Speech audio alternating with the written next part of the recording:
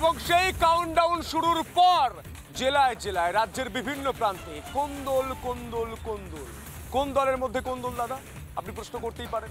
আর রাজ্যের শাসক দলের মধ্যে কোন্দল, কোথাও অনুব্রত, কোথাও কাজল, কোথাও অন্য কেউ। টানা টানি মারামারি, বকডুয়ের কথা মনে আছে? বকরার জন্য বাড়ি জ্বালিয়ে দেওয়া। এবার সিউড়ি, বীরভূমের সিউড়ি আবারও উত্তপ্ত হয়ে উঠল। দেখুন বিশেষ রিপোর্ট। বীরভূমে যারা আছে তারা কোর কমিটি আছে, কোর কমিটি নিয়ে করবে সবাইকে নিয়ে। কেষ্ট কাউকে কিন্তু বাদ দেওয়া যাবে না।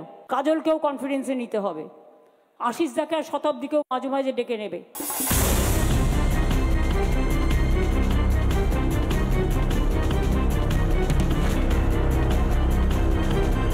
2026 বিধানসভা ভোটের আগে কেষ্ট কাজলের মধ্যে সংঘর্ষ এড়ানোর চেষ্টা করেছিলেন দলনেত্রী। একসঙ্গে চলার বার্তাও দিয়েছিলেন, কিন্তু সেই চেষ্টা বালির বাঁধের মতোই বারবার ভেসে যাচ্ছে। ভোট যত এগিয়ে আসছে ততই কাজল কেষ্টর মধ্যে ফাটল আরও চড়া হচ্ছে। এবার ভরা সভা থেকেই সিউড়ি 2 নম্বর ব্লকের তৃণমূল সভাপতি নুরুল ইসলামকে জেলা সভাধিপতি কাজল শেখের লোক বলে মন্তব্য করলেন ব্লকের কার্যকরী সভাপতি অশ্বিনী মণ্ডল। নাম তো দিনে 10 বার বলছিস, সেটি বলছে এর ছবি রাখা যাবে। এই আগে কেষ্টদার ছবি নিয়ে এসে আমরা ব্লক পার্টি অফিসে রাখিয়েছিলাম। এখানেই শেষ নয়, নুরুল ইসলামকে স্বার্থপর বলতেও ছাড়লেন না অশ্বিনী মণ্ডল। অনুব্রত জেলে যাওয়ায় নিজের স্বার্থসিদ্ধির জন্য কাজল শেখের সঙ্গে হাত মেলান নুরুল ইসলাম। অভিযোগ অশ্বিনী মণ্ডলের। যখন তিনি জেলে গেলেন তখন আমাদের জেলা পরিষদের নির্বাচন হলো, ওনাকে আমরা জেলা পরিষদে দাঁড় করালাম, জেতালাম, উচ্চ কর্মাধ্যক্ষ হলো। কাজলের সঙ্গে কেষ্টদার একটা মনোমালিন্য দীর্ঘকাল থেকে আছে আমরা জানি। সেই সুযোগে কেষ্টদার বাদ দিয়ে আমাদের কাজল ভাই হয়ে গেল ওর বাবা। ভরা সভা থেকে কার্যকারী সভাপতির এহেন মন্তব্যে কর্মীদের কাছে খারাপ বার্তা যাবে বলে অভিযোগ নুরুল ইসলামের। সভা থেকে তার নামে কুৎসা ছড়ানো হচ্ছে বলে অভিযোগ তার। ব্যক্তিগত আক্রমণ, নিন্দা ছাড়া কিছু আলোচনা হয়নি এবং স্বাভাবিকভাবে এইরকম আলোচনাতে কর্মীদের কাছে কি মেসেজ যেতে পারে, কর্মীরা কিভাবে উজ্জীবিত হবে দলের কাজ করার জন্য, এটা খুব ভাবার বিষয়। ভাগ বাটোয়ারায় লড়াই চলছে। কেষ্ট ও কাজল গোষ্ঠীর দ্বন্দ্ব প্রকাশ্যে আসতেই তীব্র কটাক্ষ বিজেপির। কতটা খাবে, কে কতটা নেবে, আর এই নিয়ে এদের লড়াই চলছে। তৃণমূল কংগ্রেসের সিউড়ি 2-এ একটা গোষ্ঠী এতদিন পর্যন্ত চুরি করেছে, ডাকাতি করেছে, সবাইকে নিয়ে ভাগ করে খেয়েছে, এবার ভাগাভাগি নিয়ে লড়াই লেগেছে। বছর ঘুরলেই বিধানসভা নির্বাচন, তার আগে কোন্দল কাঁটা উপড়ে ফেলার চেষ্টা দলনেত্রীর। কিন্তু নেত্রীর নির্দেশ কি পৌঁছচ্ছে নিচুতলার কর্মীদের কাছে? মমতার নির্দেশকে বুড়ো আঙুল দেখিয়েই চলছে খাওয়া খাওয়াই লড়াই। রিপাবলিক বাংলা। খাওয়া খাওয়ি লড়াই শুরু করেছে শাসক দল তৃণমূল।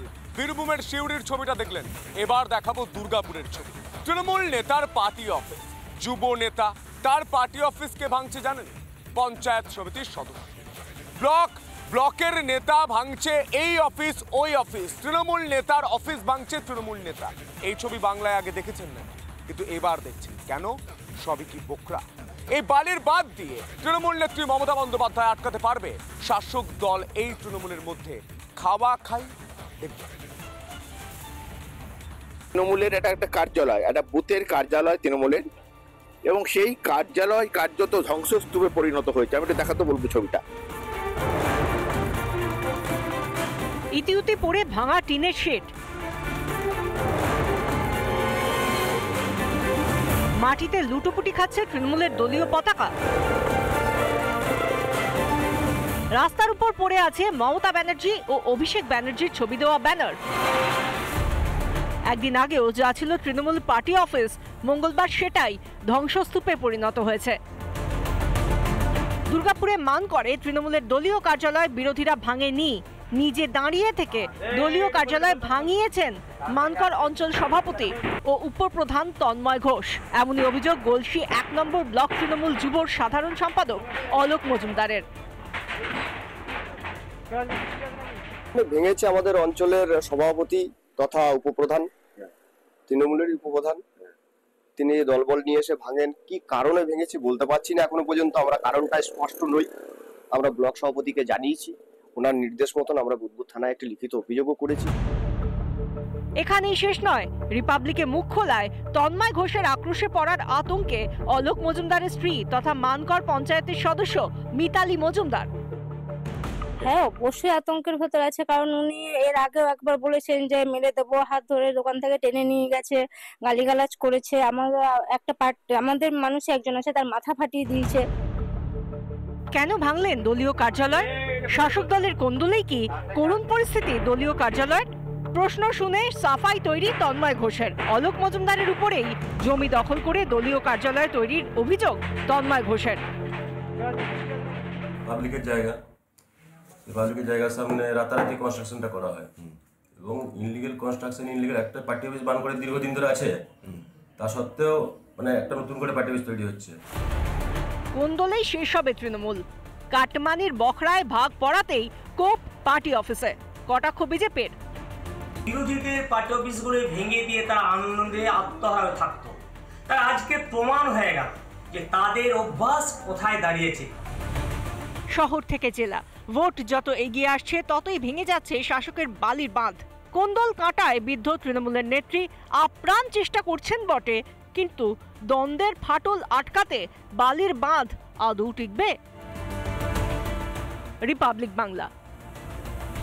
শহর থেকে জেলা বালির বাঁধের মতো ভেঙে যাচ্ছে শাসক দল তৃণমূলের এই কোন্দলে।